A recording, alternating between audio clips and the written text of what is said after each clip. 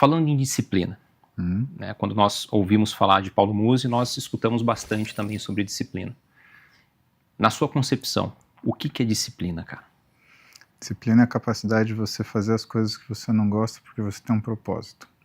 Eu acho que a primeira coisa, antes da gente falar de disciplina, Gui, a gente precisa falar sobre a capacidade das pessoas reconhecerem seus propósitos. Porque existem propósitos maiores, propósitos menores.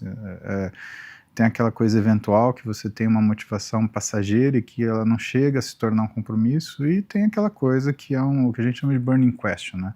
A razão pela qual você faz uma faculdade, a razão pela qual você faz um mestrado, um doutorado, ou segue carreira acadêmica, ou decide se tornar um exímio cirurgião, ou um exímio atleta, né? Uhum. Eu posso falar pela minha experiência, né, das coisas que eu fiz, né, mas acredito que em todas as áreas, essa condição, ela é transladável, né? Você consegue passar para as outras áreas, né? Por que você quer ser, se tornar ou alcançar tal coisa? Certo. Então, acho que a primeira coisa não é nem a disciplina, é o propósito, né? O propósito, ele vai gerar motivação, ele vai gerar o compromisso, isso gera consistência, e essa consistência ao longo do tempo, a gente começa a chamar de disciplina. Né? Então eu crio essa disciplina, é uma coisa criável e que eu acredito, Guilherme, que é uma coisa que precisa ser ensinada, né? Porque é muito difícil aprender isso sozinho e muitas vezes ela precisa ser tutelada. Total. Porque é muito difícil você, mesmo aprendendo, executar. Exato, é um exercício, né? Da mesma maneira que a gente treina um músculo na academia, certo? Como a gente fala, né? Exército é algo que se exercita, é algo que se faz, né? E não tem outro jeito de você aprender disciplina senão falando os nãos para satisfações imediatas e buscando sempre o sim para aquilo que é o objetivo final. Né? E é muito complicado porque a gente não vive sem algo que seja uma recompensa para que motive você se expor ao desconforto de ter que fazer aquilo que você não quer, na hora que você não quer e do jeito que você não gostaria. Exato. Eu acredito que isso é tão difícil até mesmo por conta da programação instintiva do ser humano, né? Que é economizar energia para a sobrevivência. É economizar energia e buscar prazer, satisfação imediata. São as duas coisas. E aí a gente entra na nossa era onde o que mais existe é satisfação imediata. Exato. Ou formas de oferta de satisfação imediata. Um mundo totalmente imediatista, né?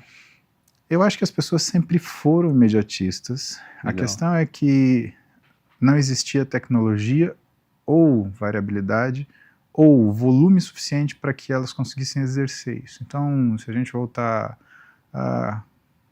gente do céu, quase 100 anos. Se a gente voltar para 1950, né? Então, 80 anos atrás. Legal, né? Quase 100 anos, parece que foi ontem. Pois é. Mas vamos falar de 1950, né? Que é a geração dos nossos pais. Uhum. Você tinha, vamos supor, uma viagem para o exterior. Era uma coisa magnânima. Você não tinha cartão de crédito eletrônico. Você tinha que trocar dinheiro. Quando você chegava no país, você tinha que ter o visto para aquele país, uma viagem para a Europa, por exemplo. Né? Você tinha que ter visto para todos os países que você quisesse visitar. Você tinha que ter dinheiro de todos os lugares que você fosse ir. Você tinha que ter... você tinha que chegar no lugar e fazer uma remessa de dinheiro, um cheque ao portador, cheque de viagem, assim, qualquer coisa que você pudesse usar como valor para trocar naquele lugar. Você tinha um grande embaraço que era a não universalização de uma língua, né? Simplesmente você chegava à França, Itália, ou outros países da Europa, mas ninguém falava inglês, não tinha essa situação. Ou você falava italiano, você falava espanhol ou francês, ou você não ia para frente, não tinha conversa, né? Então, as pessoas elas tinham muito pouca chance de flanar em escolhas, né? Hoje você faz uma viagem internacional, vamos falar de condições financeiras, né? Eu acredito que seja muito mais factível para nossa população hoje do que era há 80 anos atrás. Outra coisa, a mobilidade mudou demais. Né? Então, hoje você chega num determinado lugar, você aluga um carro, você vai onde você quiser, você tem um Waze para te guiar. Né? Mas isso eu te falo, por exemplo, eu, na época que eu namorava minha esposa, há 30 anos atrás, né, eu usava o Guia São Paulo. Caraca. Página 193, A2. Ah, legal. E agora, como é que continuar? Agora você tem que ir para a página 234, F1, né? Então a gente andava, no porta-luva tinha o manual do carro, tinha os documentos Tinha o e o guia. Guia São Paulo, né? As páginas amarelas para você conseguir se localizar. Tudo isso dificultava e fez a gente, de certa forma, pelo menos a minha geração, ser mais paciente e ter uma busca hedônica mais sob controle, porque a gente foi desenvolvido num meio onde você tinha de esperar. Uhum. Você mandava uma carta, ela demorava 3 dias para chegar. Muito bom. Você fazia uma encomenda, né, as compras à distância não eram comuns, né? E quando você fazia uma compra, uma encomenda demorava de 5 a 7 dias para chegar, e você tinha que buscar nos correios. Não tinha um serviço de entrega em casa, né? Se era uma encomenda grande, Verdade. uma caixa, né, por menor que fosse, você tinha que buscar nos correios, né? Você não conseguia falar com as pessoas na hora que você gostaria, não existia telefone celular, né? É esquisito até falar isso, mas eu sou de uma juventude que não tinha telefone celular. Quiçá o WhatsApp, né? Imagina que isso era impensável, né? A localização imediata, o máximo que a gente tinha era, por exemplo, a gente via os médicos que tinham aquele bip, Nossa, né? E na aí, cintura, quando o assim. bip tocava, o médico levantava, saia correndo onde ele está e ia ligar para o hospital para saber o que está acontecendo. Quer dizer, ele sabia que ele tinha que voltar, Sim. né? Então, muita gente tocava o bip, ele pegava o carro e voltava para o hospital, porque não tem muito o que falar. Sim. Né? Então, a mobilidade, a acessibilidade, tudo isso mudou. Só que eu acho que isso mudou num tempo mais rápido do que a nossa capacidade de processar. Legal. Então, não é fisiológico você conversar com 200 pessoas ao longo do seu dia. Não é fisiológico você responder 70 e-mails ao longo do seu dia. Imagina que quando nós voltamos, sei lá, para a década, não precisa ir longe, né? Vamos voltar, era pré-celular, 1980, né? Nessa época, tudo que você fazia era presencial. Ou então você tinha que ligar pelo telefone, que é uma coisa que hoje é inimaginável. Dependendo da pessoa que você liga, por exemplo, ela vai ficar brava com você. Como assim você está me ligando? Me manda mensagem. Certo. Né? E evidentemente, por que as pessoas elas hoje se irritam? Né? Porque elas estão ocupadas o tempo inteiro. Exato. E muitas vezes ocupadas dando atenção a outras pessoas naquele momento. Você liga, você interrompe aquilo. Né? Quer dizer, essa questão da comunicação e como as coisas processavam está muito diferente. A gente funciona hoje na conveniência do outro.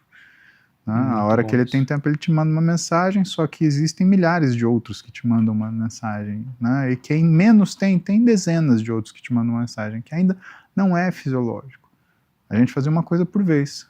Você falava com uma pessoa, você pegava o telefone, falava com outra pessoa, preciso fazer tal coisa, tudo bem, então eu preciso que você presencialmente venha aqui assinar esse documento. Hoje você assina digitalmente, hoje você faz coisas, aí você me pergunta, mas isso trouxe agilidade para as nossas vidas, isso acelerou determinados processos, a gente espera menos daquilo que a gente precisa e a gente também fica menos contente quando elas acontecem.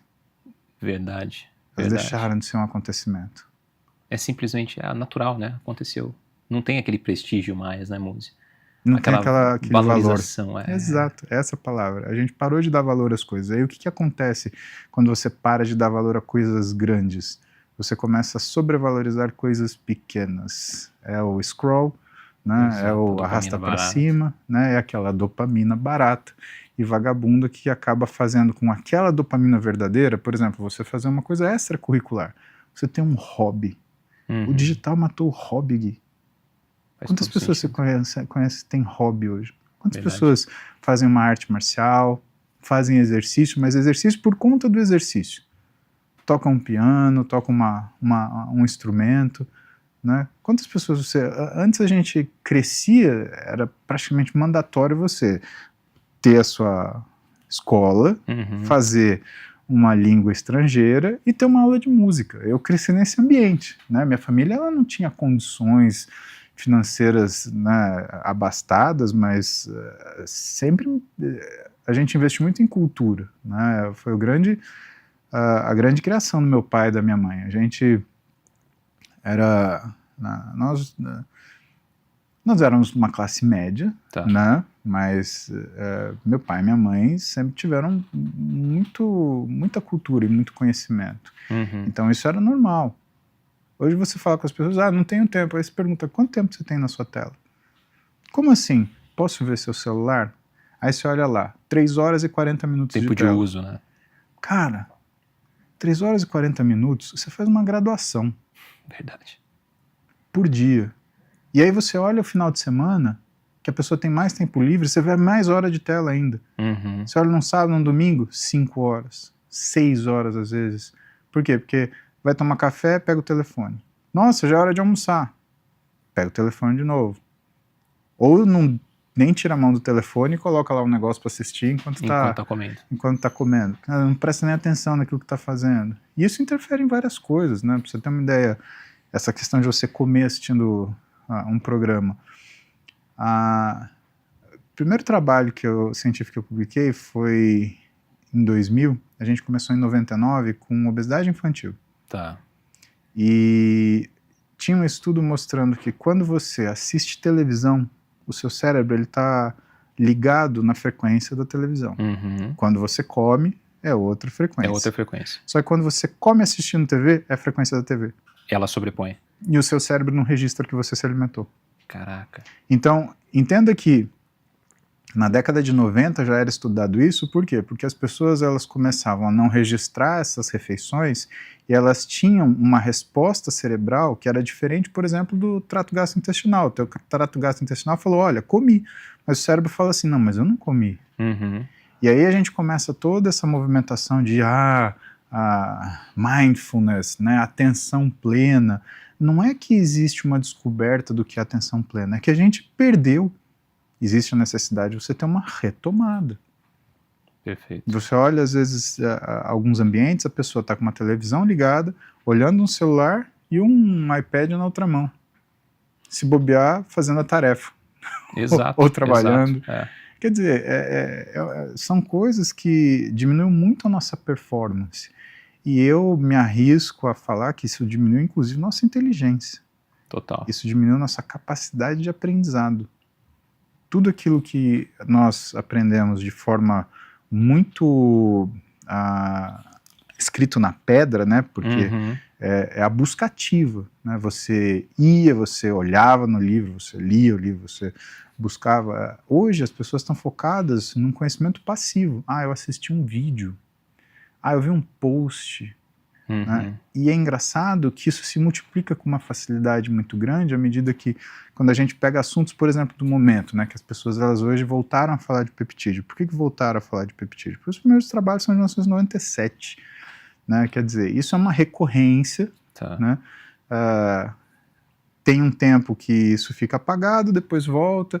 Vira moda de novo. Vira moda. E é muito engraçado que boa parte das pessoas que são consideradas experts nisso são pessoas que decoraram um peptídeo, aquilo que supostamente ele faria, só que no final das contas, quando você vai ver a literatura associada, não tem literatura alguns. Outros têm literatura, mas é uma literatura que diz completamente outra coisa daquilo que está sendo propagandeado, onde a pessoa ela parece inteligente naquele post simplesmente porque ela está falando um monte de nome decorado e aquilo que supostamente aquilo faria. E é só um recorte, né? Não tem profundidade, né? Na medicina tem a briga do magnésio, você já ouviu essa história? Não.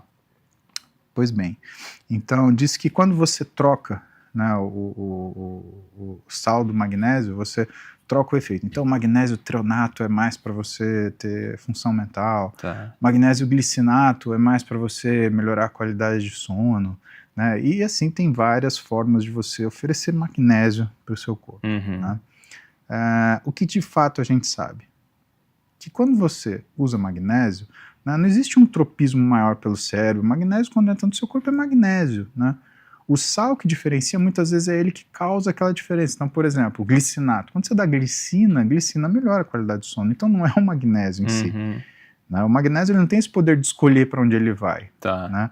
Agora, quando você olha posts na internet, tem um monte de gente que se veste, né, de especialista naquilo e geralmente não é nem profissional da saúde, né, e ele começa a falar, olha, porque se você tem problemas relacionados à cognição, você tem que tomar magnésio treonato de manhã, né, dependendo da dose que esse cara está fazendo, você só vai ter uma diarreia, ponto final, porque magnésio ainda faz isso, sabe, e ficou muito mais fácil você por conta dessa superficialidade, dessa característica do aprendizado passivo, contínuo e estimulado, né, você criar uma sociedade que é absolutamente real. Né? Então o problema do digital não é ele ser digital, é no momento onde o digital deixa de ser irreal.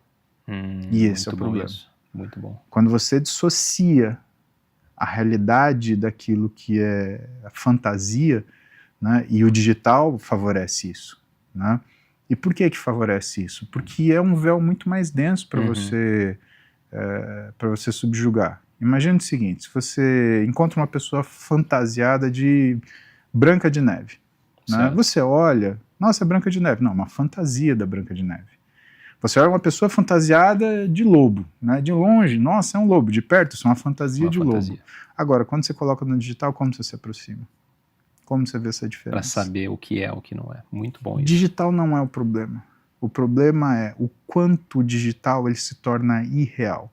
O quanto ele se torna a projeção da fantasia das pessoas, dos seus desejos, das suas aspirações, a quantidade de vidas irreais que você vê no digital e a cobrança quando as pessoas elas se mostram de forma real, com dor, com sofrimento, com dificuldade, com desafio. Exato.